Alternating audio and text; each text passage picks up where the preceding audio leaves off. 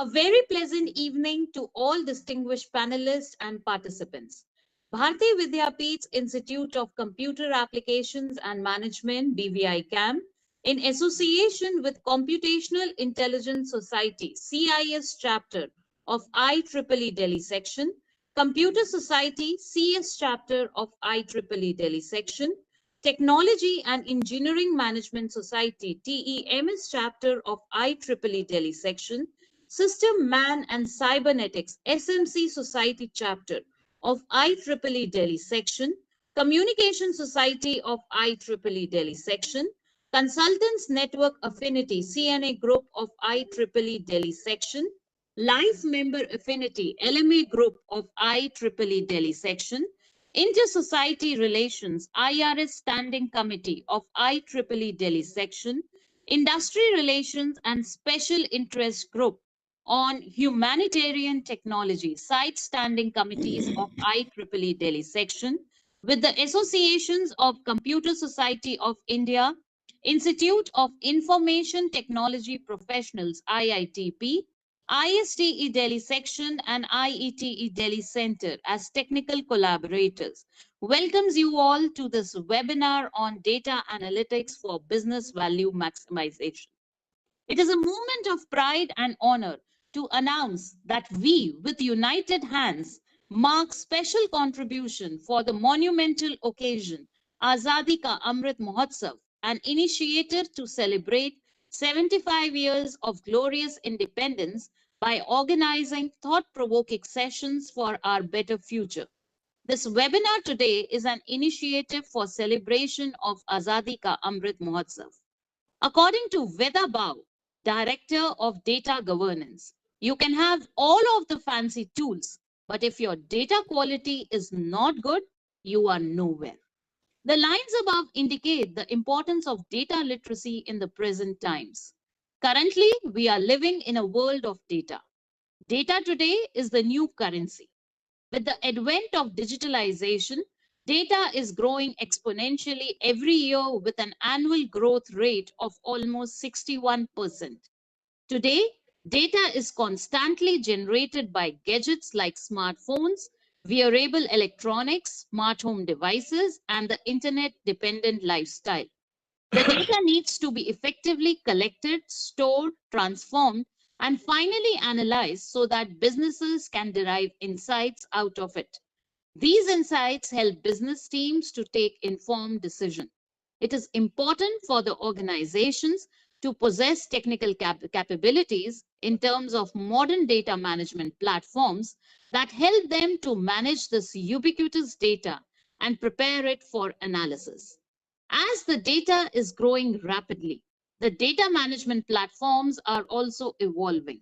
Organizations that effectively make use of modern data management platforms and leverage data for innovations, scaling up their business, data-driven decision making result in improved effectiveness, reduced risk, high productivity, and cost saving. These companies maximize their business value and become more customer focused and competitive through this data. The key question is whether the business companies make effective use of data to gain a competitive advantage. The webinar today aims to discuss various aspects like how data has grown over the period and how companies can effectively manage this data to derive insights so that they can take informed decisions. I would first take this opportunity to welcome amongst us our distinguished panelists for today. We are privileged to have amongst us a galaxy of experts. I would now request Professor M. N. Huda Sir, Director, Bharati Vidyapeeth's Institute of Computer Applications and Management, BVI CAM, and Vice Chairperson, IEEE Delhi Section, to address the participants with his inspiring words. Good evening, one and all. At the outset, I take this opportunity to welcome today's valued speaker, Dr. Virul Gupta, Director, Data Engineering and Analytics, Global Practices, Nagaro, who despite his all engagements and pre-committed schedule, has very kindly agreed to interact with all of us on this platform of IEEE, BVICAM, IET weekly evening webinar series, of which this is 106th webinar. My dear friends, the way COVID is now again knocking our door, I am reminded of the same situation, March 2020, that almost a similar situation was in February, and then in March onwards we started closing everything, and then almost entire world was locked. Then we at IEEE sat and decided that if we do not take proactive actions and do not engage people into active learning and few constructive activities, probably people may go into depression. Because in April 2020, I read a paper, and that paper mentioned that all pandemics have got 5 primary phases. And they gave so many examples. It was a wonderful paper in one of the International Journal of the Psychiatry. And that paper said that the first phase of any of the pandemic is denial. We don't accept it. Second phase is we keep on getting irritation. So second phase is anger. And the third phase is bargain. Means we keep on negotiating now that, okay, this is not going to go away. So let's learn to live with this kind of pandemic. Fourth was depression. And the fifth mentioned in that paper was acceptance. And this article, which I read in April 2020, changed and our approach and was fundamentally the basis of organizing these webinars. And with that background, with that understanding that from the third phase of bargain, can we leapfrog and ensure that the people are actively engaged into learning activities and go straight away to acceptance phase without going into the depression phase. With that objective, this webinar series was started in June 2020. Dear friends, it's my privilege to welcome you all participants from various parts of the country and abroad who keeps on waiting for every Saturday evening for these webinars, and almost after 2.5 years, again, rather a little more than 2.5 years, we are again at the same position that since last few days, Government of India has started sensitizing. The news reports from various segments, various corners are coming that COVID is again knocking our door. Exactly was the same situation from December to February in the China when we were preparing for COVID, and still we were under the COVID, could not come out fully, and before that the next probably the fourth wave is expected. So wish you all the best. Stay safe, stay healthy, stay vibrant, keep learning, keep attending these webinars. And the today's topic of session, 106th session, is on a very, very important topic, which is of great interest to everyone: data analytics for business value maximizations. How and in which way the data which is available, and enormous data which is available with all of us, can be interpreted so that this business decisions can be maximized, so that the maximum advantages can be given to the organizations. And dear friends, many of you are from the computer science domain. You all know that data analytics is primarily a science of analyzing raw data. And why we wanted to analyze raw data? To ensure that some inference, some conclusions, some useful interpretations can be obtained out of that analysis. And that's how it is said that if data analytics used properly, it may provide a competitive advantage in a biggest possible manner over many other organizations, for the organizations who are going to do that. And that's how the industries have started identifying these potentials and are enabling organizations to identify new opportunities with the help of the data analytics. And if you talk about around 2.5 decades ago, data analytics was limited to pattern matching, and from pattern matching, pattern identification, now it has come to a level that primarily we are not even restricted to descriptive and diagnostic analytics of the data. Rather, we are also talking of prescriptive, the predictive, and cognitive analysis of the data. And last decade, 1 decade, has particularly shown the kind of the applications which has gone, and not only for science people, not only for engineers, not only for medical professionals, but also for humanities, literature, and whatnot. So almost in every spectrum, the data analytics are being used. Dr. Ritika has rightly introduced the topic and said you the kind of the magnitude with which the data analytics is growing every coming day. And that is how fundamentally I believe that if we keep on leveraging the benefit, probably the democratization of the data with the help of all these analytics may give us immense value addition to our day-to-day decision making process. With this objective, today's webinar has been organized, and I'm sure the discussion which is going to happen today will be of immense use, will be of great value addition to all of us, and we may understand with the help of many use cases, because the beauty of the industry speakers are they always bring live use cases along with them, and they show that how organizations are taking advantages out of this particular philosophy, out of this particular technology.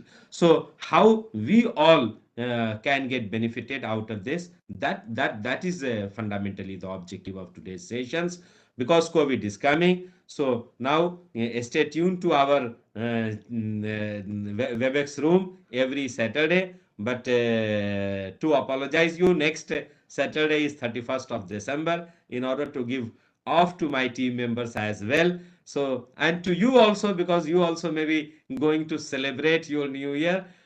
So 31st December, we are not meeting. Our next webinar will be on 7th of January, and we'll be meeting in a new year. So in advance, wish you all a very happy and prosperous new year. Because COVID is coming, do not go out, neither for Christmas celebration nor for New Year celebrations. Stay at home, stay safe. 2 years ago, I wrote two panktis when the wave 2 of the COVID-19 was almost available across the country, and people were struggling for so many things. That वक्त नाजुक है, संभल संभल के रहिए. वक्त नाजुक है, संभल संभल के रहिए. जब तक न हो बहुत जरूरी, घर के बाहर ना निकलिए. ये वापस से आ गया है कि जब तक बहुत ज्यादा जरूरी ना हो, घर और ऑफिस के अलावा मार्केट और बाकी पार्टीज और सेलिब्रेशंस को अवॉइड करें. So stay safe, stay healthy, keep learning despite disruptions in and around us. And on 7th of January, we'll be meeting with the next topic. That's how I keep on saying कि फूलों की तरह फिर खिलेंगे हम, फूलों की तरह फिर खिलेंगे हम.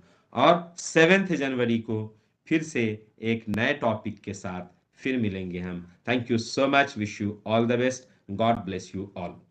Over to you, Dr. Ritika. Thank you, sir. I would now welcome amongst us our expert speaker, Dr. Virul Gupta, sir, with an e-bouquet.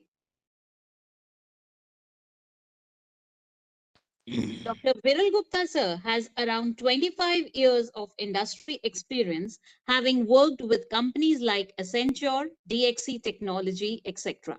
He is currently working as director at Nagaro and leads global practice for data engineering and analytics. His extensive experience with digital transformation, delivery leadership, and technology have helped in setting up large-scale practices and delivery accounts in global technology companies. He has filed 2 patents and has published several research papers in Scopus Index journals. We are honored to have you amongst us, sir, today. I now request you to kindly enlighten the House. Thank you. Thanks a lot, ma'am. And before sharing my screen quickly, I just want to thank Huda sir as well. Just wanted to say that this platform is not new for me. I did my PhD when I was doing my PhD in 2014. I presented a lot of papers in this platform, and that was the time when it was pre-COVID, and we used to present these papers in some school or college. I remember I presented in Pashchim somewhere. So definitely, I presented multiple papers here, and I'm very glad that now I'm sharing my chair with, or maybe I'm sharing my stage with Dr. Huda. Thank you. Thanks a lot. Okay, I'll quickly share my screen.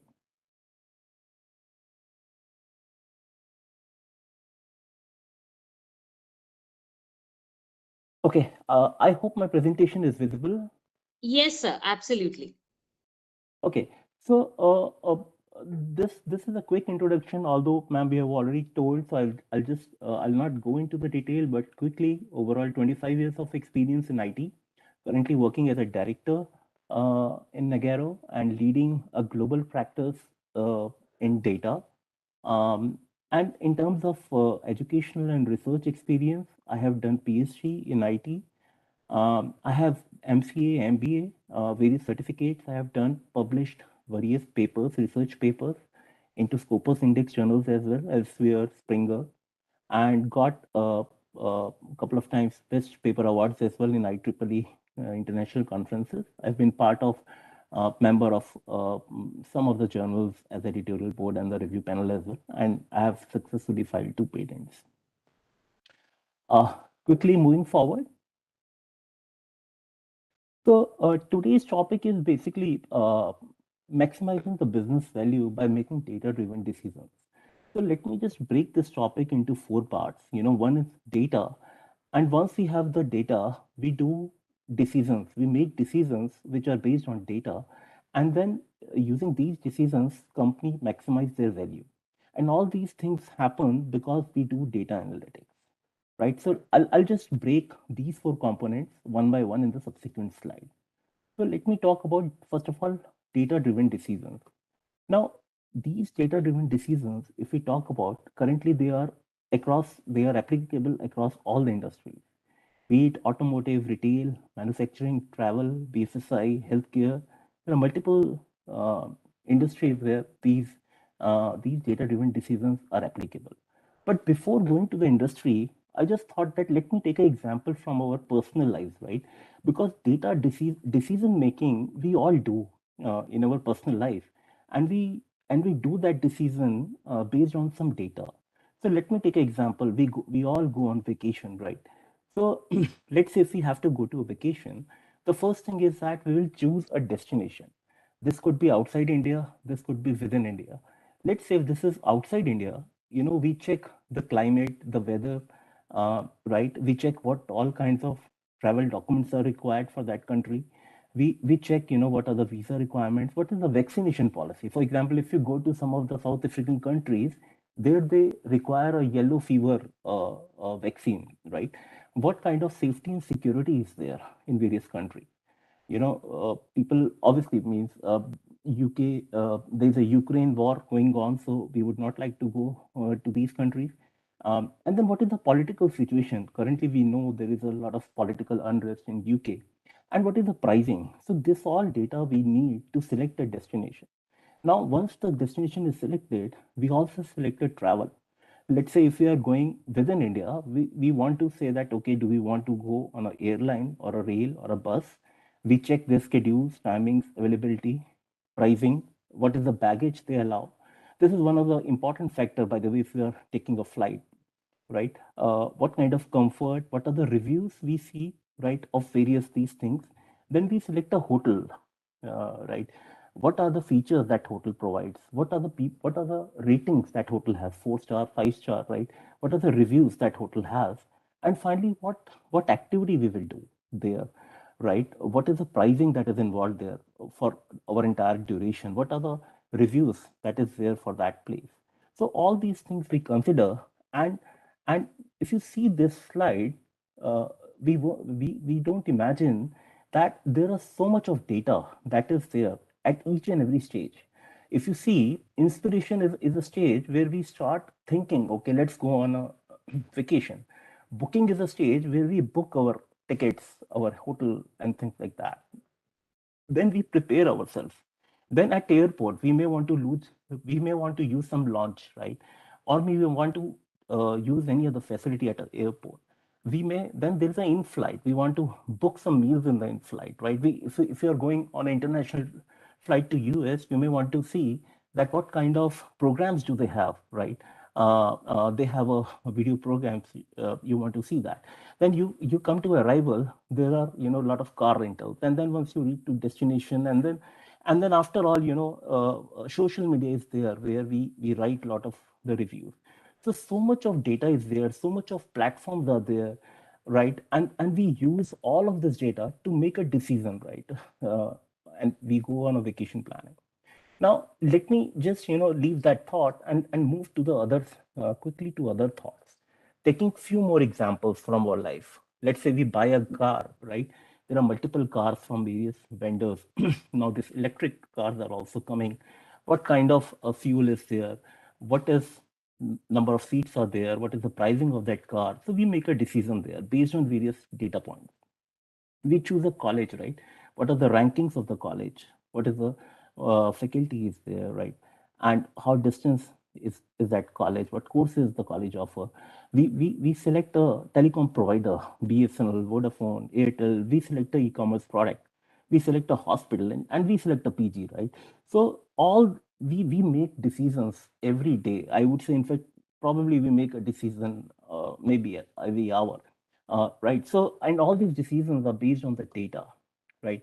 So, let me talk about data, right? We have talked about the decisions. Now, I'll talk about the data.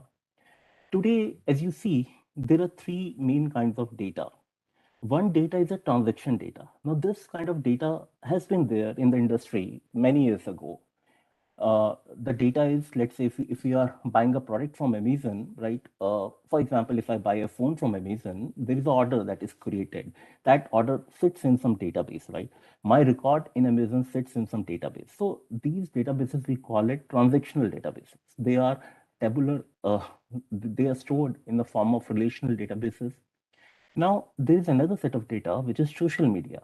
Now, if we have bought a phone, now we want to write a review of that phone on Amazon, on maybe Google, and then we use social media, right? Facebook, Instagram.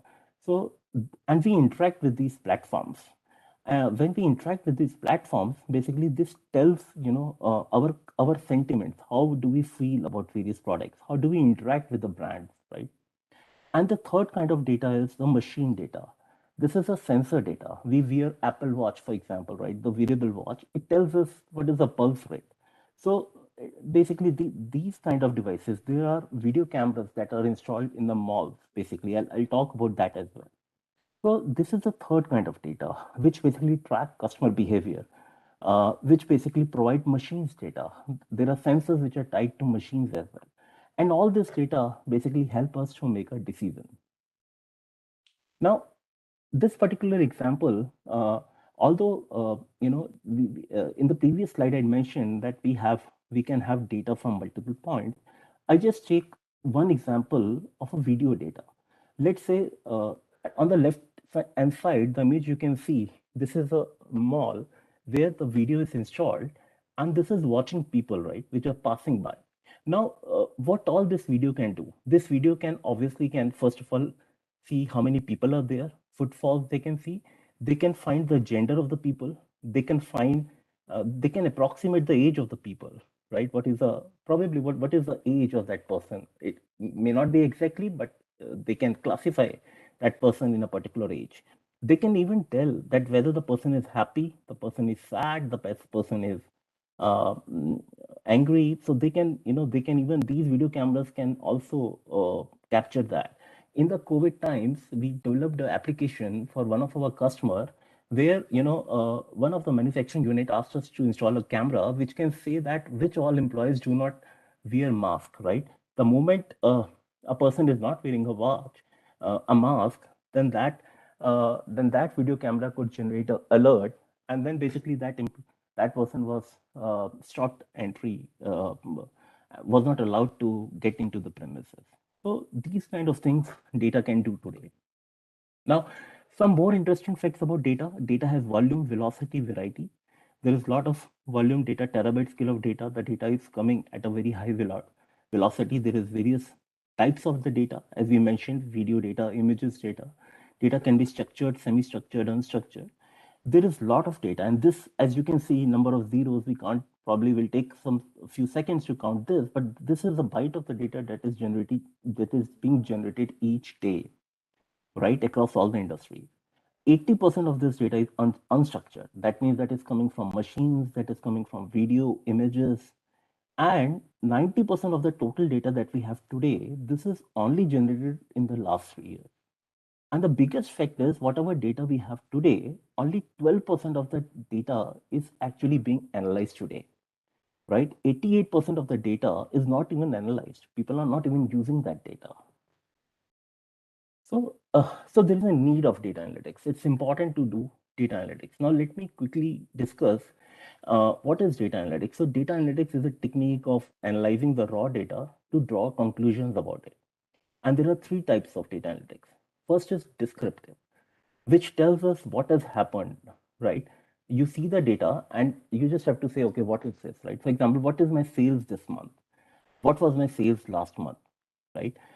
Second is predictive. We make prediction. So based on the data that we have today and including various factors, we say what is my sale, what is likely my sale in next month, what is my sale, what will be my sale in next year. So we are doing predictions.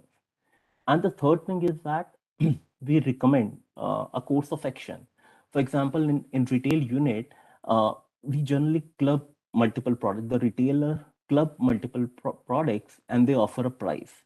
So these types of analytics basically recommends what should be the right price of a product, right, to get the maximum profits, to get the maximum sale. What all products should go together.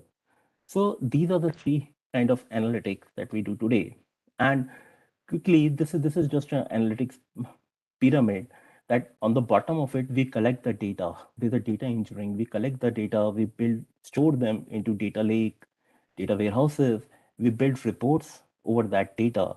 And then we do the advanced analytics over it, which is like AI, ML workflows, and then we go into more detail cognitive algorithms. And as you go up this pyramid, the domain experience needs to improve, right? The domain experience is also required. Client context become more and more important, and the innovation becomes more and more important. On the right hand side, you can see that this is the overall data analytics methodology where we first collect the data. For example, this data is coming from video, images. I took an example of that camera that is collecting the data. So we collect that data, we store that data on the internet, maybe on a data lake or a data warehouse. We process that data, we model that data, and then basically we find the insights out of it. That okay, from that data, because people can think, okay, what kind of age group mostly people are coming to us. Is our product attracting more young generation, or it is attracting more older generation? So those kind of insights, and then this is just example. There are multiple kinds of insights we can derive from the data, and then finally we can optimize the business from there. And then finally, what organizations get, they have data, they do data analytics, and what do they get? They can increase their revenue. Once they get the insight, they can increase their revenue, they can reduce the cost, they can remove the inefficiencies in the system, and they can better manage their products or assets. So this is all at a high level goal of any organization. Now let me take quickly use cases from the industry. The first one is customer analytics. Now, first use case is customer analytics. But before going into customer analytics, let me just talk about the customer life cycle, right? So let me take an example. Let's say you have to buy a laptop, right? Now there are multiple brands of the laptop that are available. You can buy a Dell laptop, HP laptop, Asus laptop, right? Apple laptop. Now, first thing is that awareness. We need to be aware of. There are a lot of emails, there are a lot of online ads that are appearing. If we open Amazon, if we go to various sites, there are TV ads, radio ads. So first of all, these companies, make their customer aware. Now, once we know about all these products, we evaluate those products. We compare these two products. For example, because I work in an industry, I would probably need a laptop which has good processing, right? Good memory. There may be some person who plays a lot of video games, so that person would prefer a laptop with a real good graphic card. So we compare the products. right? There's a brand image also. There are people who wants to buy Apple products, Mac laptop. That's it. And what is going on there? There are social ads, social media ads that are going there. There are reviews, right? We see people review that, okay, people have written that, okay, if you want to buy a good graphic laptop, probably you go for Asus. If you want to go a very good service, you go with, for example, this laptop. So we go through that, and finally we make a mind that, okay, I'm going to purchase, for example, Apple laptop. When a purchase is made, that purchase, I can make that decision, I can make that purchase after going to a store or a website. And once I use that laptop, basically, customer try to retain me. There's a customer support. I may encounter few issues, right? Then I will contact the support center of that company. So that's the customer retention. And finally, what happens that slowly and slowly, once I start using that laptop, I will start recommending that laptop to my friends. That why, okay, let's say if I bought an Apple laptop, I'll tell to my friend, don't go to HP and Dell, go for Apple laptop. So this is a complete life cycle of a customer. Now, now this is the customer analytics. Now, what we do is at every point of the life cycle, there's a different kind of data that is generated. So if you see on the left hand side, first of all, there's a demographic data, right? If you are interacting with the site, they will get to know, okay, what is the gender, what is the age of this person, what is the salary of this person, right? What are various characteristics, and then the companies need to know what is the behavioral, right? What is the need of this person? What kind of laptop does this person require? What is his desire or her desire? What are her preferences, opinions? So all these things are basically captured in whatever interactions we do with the social media, right? And then there is an interaction. There are more interactions. Let's say if I call the call center of HP or a Dell, right? So that is, my conversation is noted. I would probably ask the support. My questions are noted. Okay, what this person needs, right? I would probably send an email to the support center, or maybe, I'm clicking few links. Okay, let me see what is the graphic card, what is the use of graphic card, what is the memory thing, right? So all these interaction points are giving the indication to company what I need. And finally, there's a transaction data. If I purchase a laptop, right, there's order data, there's a transaction data, I make a payment, it's all this data. Now, customer analytics is basically to use all this data, to take this data into one central platform, do the analysis over it, and then understand the customer better. What it will help customers is, it will help customer to increase the revenue, to reduce the cost, right, and to improve the customer experience. The multiple channels that a customer interact: in person, web, email, chat. And what is the benefit of doing this? The first benefit is cross selling. For example, if I bought a Apple iPhone, right, customer may tell me that, okay, you have bought an iPhone, why don't you buy a screen guard, why don't you buy a wireless earphone, right? Or maybe upselling opportunities. For example, if I am going to US, for example, I'm on an economic class, and I'm taking a, for example, KLM Airlines, and they know me better. They know me that, okay, what kind of customer I am. They can tell me that, why are you going on economic class? We offer you a business class with so much of discount, right? So that's upselling. They will offer only they will now the thing is that companies offer cross-selling and upselling products based on understanding the customer behavior. Personalized marketing, that is the second benefit. For example, if I am looking for a book, right, and if I open Amazon today, I will get all the ads which are related to books. It will not make sense that they will give me ads of a water bottle, right, or any retail product. So it's like personalized marketing efforts. It will help in retaining customer, better customer service. So let me quickly talk about one of the projects that we did for for an American apparel and footwear company. Now, this is a huge company which has around 13 plus brands uh, in footwear, apparel, and bags. It's a $1 billion company. They sell their products through 10,000 plus retail outlets, all the big outlets like Gap, like, and all other outlets. They sell their products through that, and they also do online selling as well. Now, their key requirement was they have so many stores. They wanted to know, okay, what is my sales? What is the current year sale, and how the sale compares with this year and the last year. How are my costs and margins are doing, right?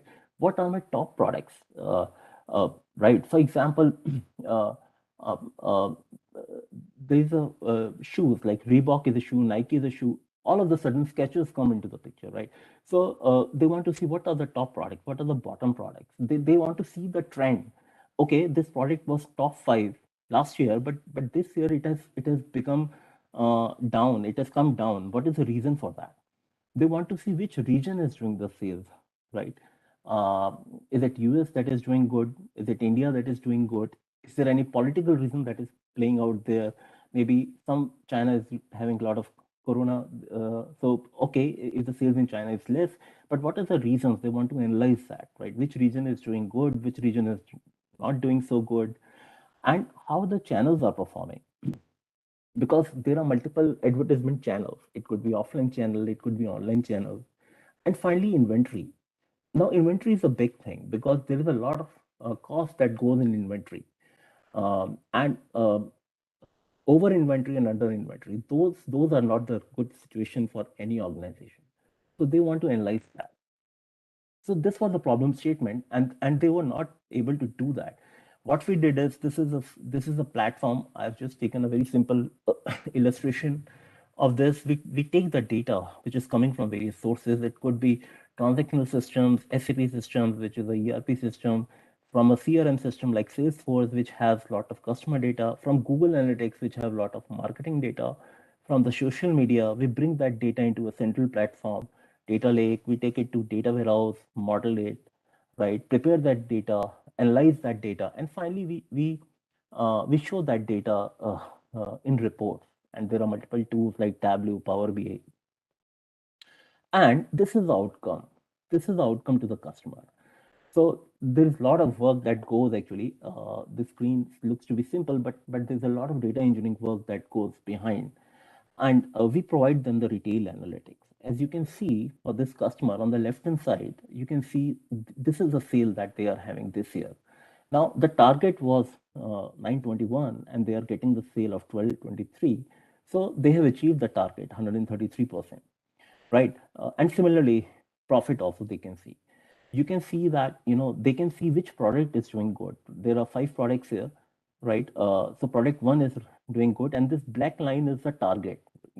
They have this target. Now they want to see why product 3 has done less than their target, right? So this is something. If you don't do that data engineering work, and if you don't build this dashboard, it is impossible for a large organization to come to this insight. So this is the insight they get, that okay, why project 3 is not doing good.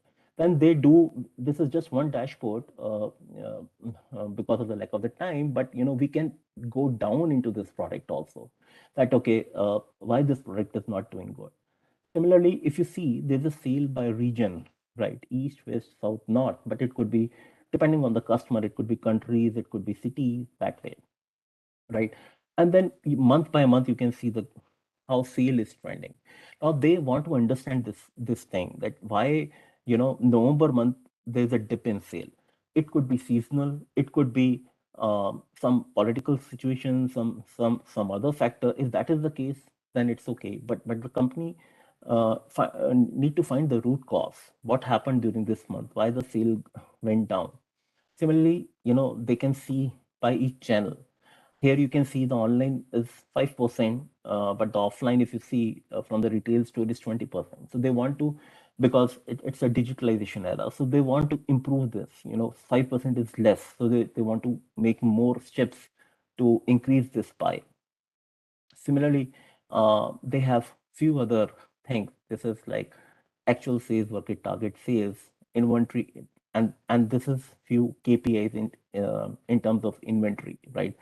So this tells how many days inventory is outstanding. So it means inventory is sitting, but it is in the goods are sitting in the warehouses, but they are not getting sold, right? So last year it was 36. Target was 33. This year it is like 42 days. This is a matter of concern for an organization. So this is all we give them, and they take the actions with them.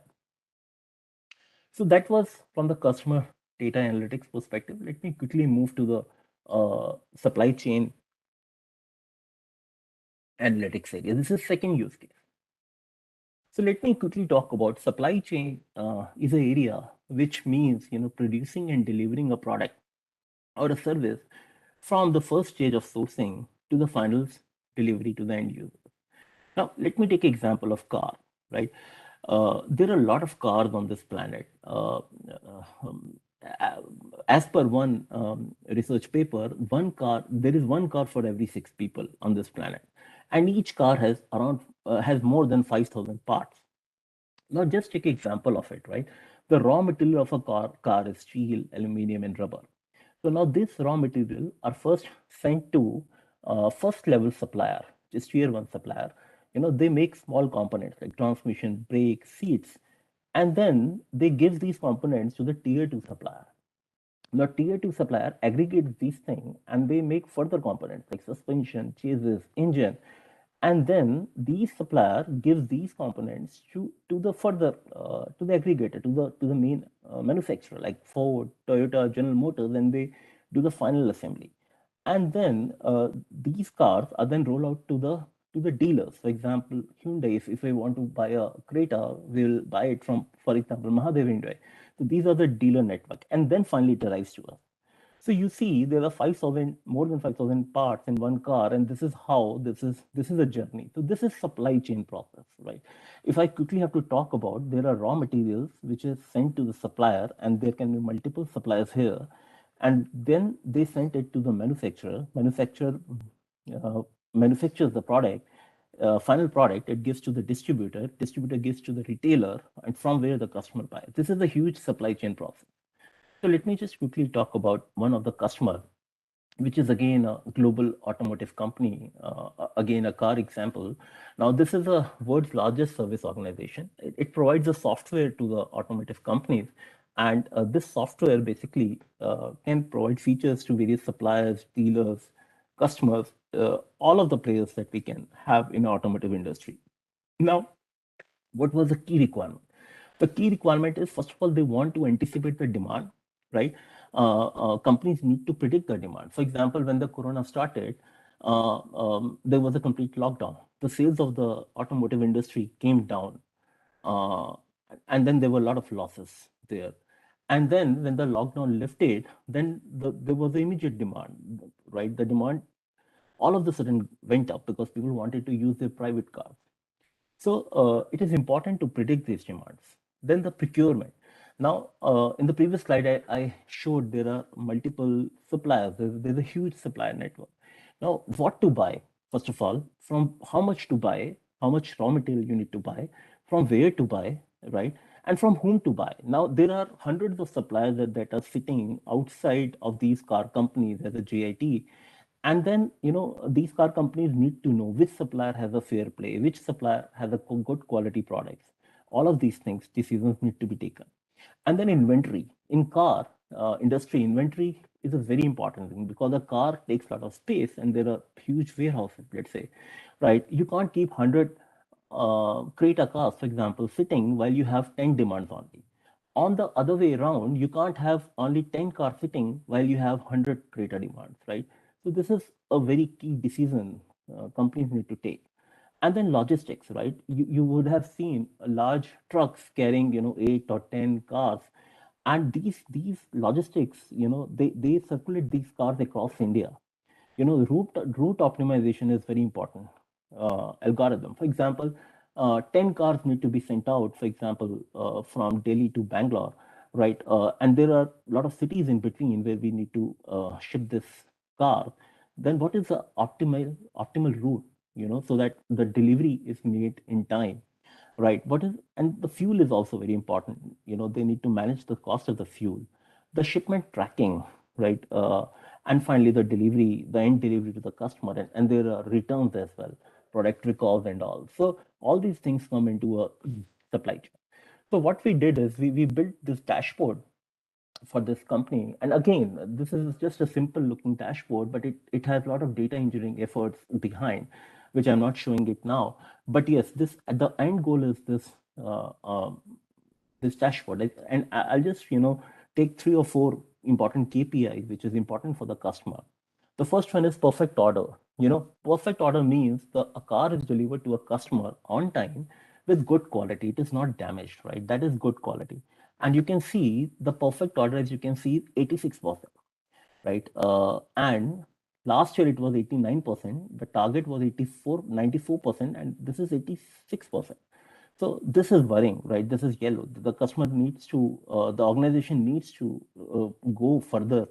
And we have multiple dashboards which go into this as well. Why this is 86%, right? This is minus 3% dip from the last year. Cash to cash cycle time. This is important. This means duration between inventory acquisition and sales collection. Let's say I have 4 cars sitting with me, right? Now I have bought those cars. That is sitting in my warehouse, and I have sold also, for example, and there are a few other cars, that was before those 4 cars, and I have sold them to the buyers. And there's a huge cycle of cash collection. Cash in businesses doesn't come on the day one, right? So this is basically, how much inventory is sitting with me, but the inventory that I have sold, how much money I have already collected, right? So so uh, so that's the KPI over here. Then next we have customer order cycle, time between order placement and order delivery. So as you can see, customer order cycle, it is taking 22 days. The customer has ordered today and he will or she will get the car after 22 days, for example. The target last year it was 20. Okay, this is okay. The target was 20. Maybe not that okay. 2 days they are taking more, but yes, all these things need to be analyzed. Right. And then fill rate. This is a percentage of customer orders company can fulfill without running out of inventory. This is also important, fill rate. So this means that, I have 10 orders. Let's say there is a demand of 10 Creta, but I don't have 10 Cretas with me, right? I have 8 Cretas only. So the 2 customers, they will probably go to some other, they may go to some other brand altogether. Instead of Hyundai, they may go with Mahindra, or maybe they may go with Suzuki. So this KPI is also worrying. So similarly, there are multiple KPIs that these companies track, and we gave this dashboard to a customer, which provided them a lot of insights. Now I'll move to the third use case, which is marketing analytics use case. Marketing analytics is similar to the customer analytics. Now, what it does is it collects the data, and then it finds what is the effectiveness and success of these marketing activities. And what marketers try to do using this data, they see what is the return of investment, right? Because marketing requires a lot of investment, and I will talk about what kind of investments these are. But let me just quickly talk about the marketing journey. And this journey is same as the customer journey: awareness, consideration, conversion. That means the purchase by the customer, and then retaining that customer. Now, across these, marketing goes hand in hand with the customer analytics. Now, across all these phases, as you can see, there are different channels. So, in a way, and there are different matrices that companies bother about. So, if you talk about awareness, social media, display ads, they play a very important role. If HP or Dell, they are not making a lot of noise about their product, I will not even know about it. Right. So the typical metric here is reach. How far you are reaching to your customers, how you are engaging your customer. Then in terms of consideration and conversion, the typical thing is search, online search, what are the blogs, right? The important thing is influencers. If today Amitabh Bachchan does some ad, so he is influencing the people, right? So what these influencers are doing. And the important metric is conversion. If there are too many ads, how many ads I'm clicking, how many are getting converted, what is the revenue, what is the return of investment. And finally, order is happening, so the data goes into transactional systems. CRM is one, and these are the important KPIs. Now, important use cases in this area is, first of all, is campaign effectiveness. Now there are big Diwali sale on Amazon, Flipkart, and they sell the product in a low cost, but they work on the volumes, right? But how that campaign has been, what is the effectiveness of that campaign, what is the return, what is the investment, what is the return on the investment. Product intelligence is important by this. For example, what happens that you collect the data, and with that data, companies get to know, oh, you know what, our product is not that great as the other company's product, right? They get the intelligence about their product, what is lacking in their product, right? So, and then they incorporate that features in their product. It's a learning basically for these companies. And using this data, customer trends and preferences are also captured, which ads are resonant. People are seeing more. There are few ads people resonates well. There are few ads which are not even generating revenue, but they are not even resonating well with the customer. And finally, the customer support, so that to provide a better support to the customer and the new features that the companies want.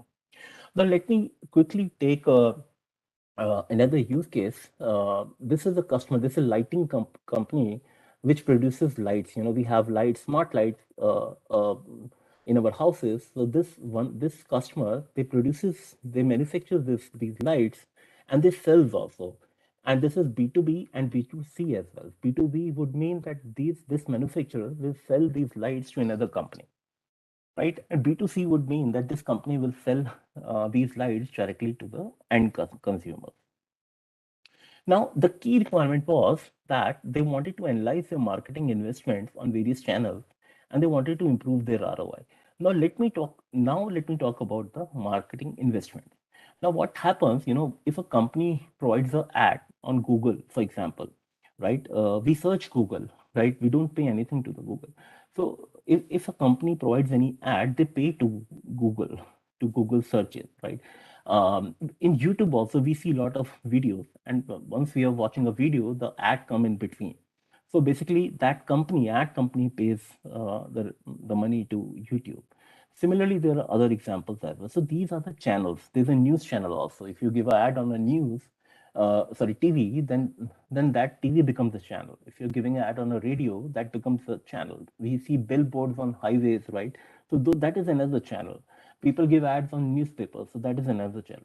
So companies spend a lot of money on this on these channels, and this customer, they are also spending a lot of money. As you can see, these are the channels, and if you see the third column, this is the money they are spending. So Google Display, they are spending, let's say, 1 million. In social media influencer, they're spending 350K, right?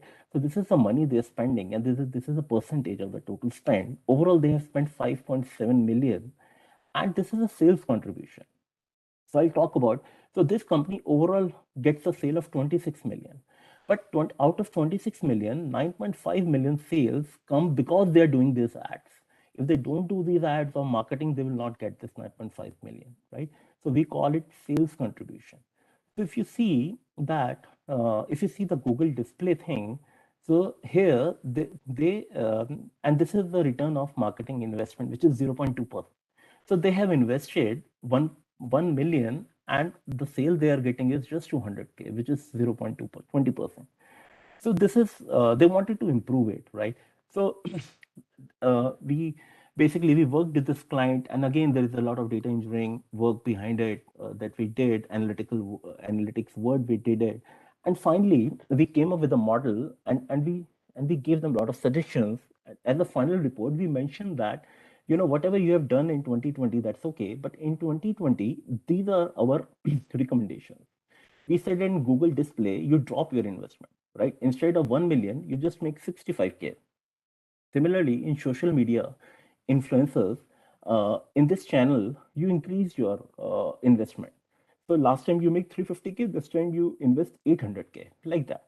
And what we said is that last time you make around 5.75 million. This year you invest 5 million, around 5 million, but you will still earn 12 million. That's your return, right? So this all comes from the marketing modeling and the analytical work that we do.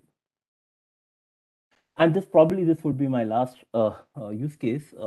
Quick one, ma'am. How much I'm doing in terms of time? Do I have 5 more minutes? Sure, sir. Okay, so this is the last use case that I'm taking care. This is predictive maintenance analytics.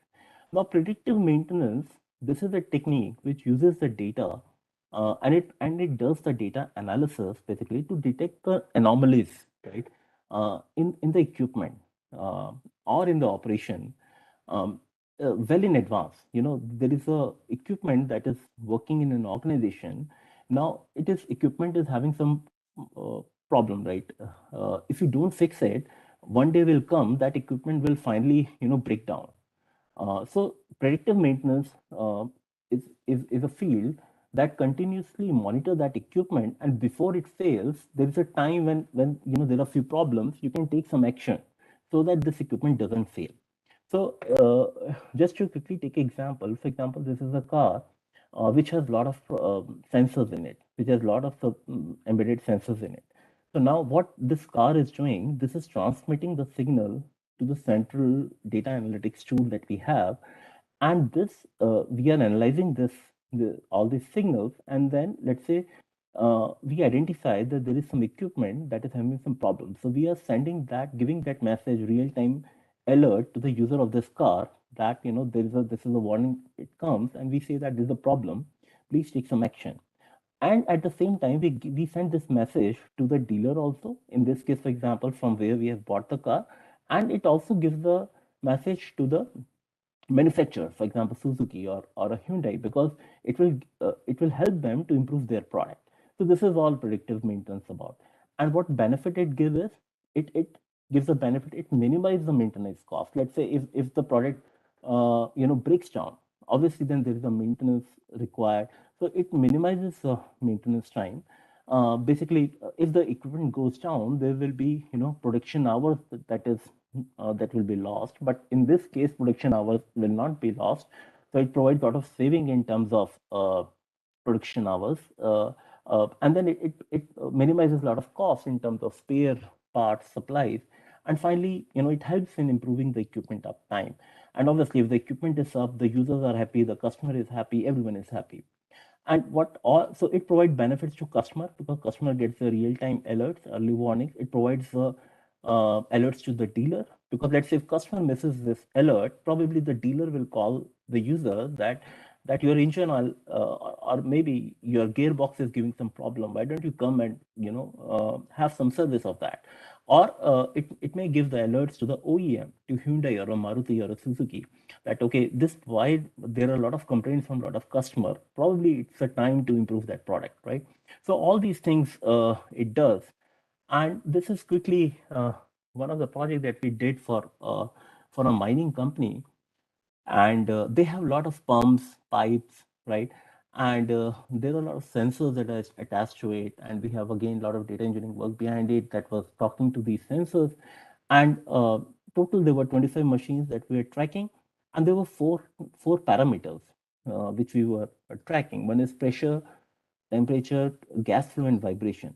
So there was a threshold also. Let's say if the pressure goes up or goes down, then you have to alert it. If that, similarly for temperature, gas, and all these four parameters. And as you can see, this dashboard talks about that there are 25 machines, out of which there are two machines which are having issues in terms of pressure.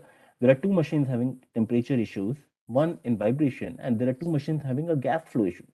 Now, using this tracker, our users can go and behind this dashboard, they can actually see where this machine is located, right? And then there is another thing that can also provide the recommendation also, that okay, if this is a problem, probably you need to do this, right? So using all the system, their service engineers goes there and fix the machine. So and they fix the machine before it will break down. So this is the use case that we did for one of our customer. And yes, finally, I'll say that use data, apply data analytics, make data-driven decisions to maximize survey. That's all from my side. Thank you. Thank you, sir. I am sure this insightful session has enlightened the participants about the real life applications and the importance of data analytics. There are many questions by the participants, which I will now take up with your permission. Sir, can I take up the questions? Yes, ma'am. Sure. So the first question is, what is the difference between data meta-analysis and data meta-synthesis? So data, first of all, let's understand what is meta, right? When we use the meta word, it comes, which is like data about data, information about data. We call it a metadata. So metadata analysis would mean that we are analyzing the metadata, right? We are analyzing the metadata, what kind of data it is, right? And metadata synthesis means that we are synthesizing, we are processing that data. These are the two important fields that also comes under metadata management, which comes under data governance as well. Absolutely. So the next question is, during your session, during the use cases, you discussed about a lot of dashboards. A few participants would like to know, how are these dashboards actually created for analysis? Okay, I would say a very good question. So these dashboards, basically, first of all, we need to provide the data in these dashboards at the end of the day. Now, this data comes from various sources, right? There are multiple sources. Data is coming from social media, data is coming from transactional systems, data is coming from from machines, sensors. So first of all, we need to bring this data in one central place. We call it as a central platform. Now, a little bit going deep into it, this central platform has data lake and a data warehouse inside it. Once we have data at one place, we model that data, right? And that data is presented in these dashboards. And these dashboards, there are multiple tools like Power BI, Tableau to create these dashboards. Business knowledge, I would say. Creating a dashboard requires technical knowledge, first of all, of the data of modeling. It also requires the business knowledge of the customer to create these dashboards. Thank you, sir. So next question we have, what is the difference between data collection and data theft? Okay, so data collection, we collect the data for a constructive purpose, right? We are collecting the data with the permission of the data owner, which is a organization in this case, and we're using that data for analysis. Data theft is, taking the data away without the permission of the data owner, and people do that because uh, currently you can monetize the data, you can sell the data, right? So that's the intent. Basically, it's a malicious practice, basically. Absolutely, sir. So one more question is, how costly does it get to handle such large data, and how does it scale, like vertically, horizontally? How does it scale? So collecting a large data, definitely these projects that we do, they are multi-year projects, right? And and to collect the data is very difficult, because sometimes we have to collect the data from the live systems, right? And what happens that these production servers, they are not available, or we don't get rights basically to collect the data, and even if we get the rights, they are not available, uh, because if we collect the data, there is a process that will retrieve the data, right? And at the same time, the data is getting used by the user. So although there are compute engines that are available, so these are the challenges we that comes across collecting the data. And then yes, definitely the processing the data is also, I would say, requires a lot of techniques in terms of data engineering, and then it is presented to the dashboard. Thank you, sir. Thank you for the wonderfully explainable answers. I hope this has satisfied the queries of all our participants.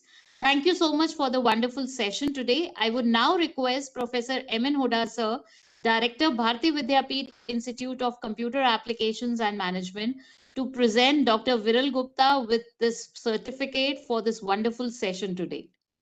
Thank you so much, Dr. Viral. The topic is ever evolving, but with the help of the use cases which you have discussed, I am sure the participants must have got immense benefit. This topic is so that we keep on conducting series of webinars on this, then also it will fall short. And I could see my friend Mr. Ajay has also reached home by the time. So thank you so much. This certification is not for the purpose of certification. when you presented paper in IndiaCom, that time certificate was required because that might have been part of your PhD. But this is just for the purpose of remembrance that you have been part of this wonderful webinar, which we keep on organizing since last 2.5 years. And the new dastak of COVID probably will make us more relevant and will ensure that whatever we are doing, we're doing correctly. So thank you so much. And this memento is also again from our side a remembrance for you. So thank you so much, Dr. Viral. We'll again have you for some another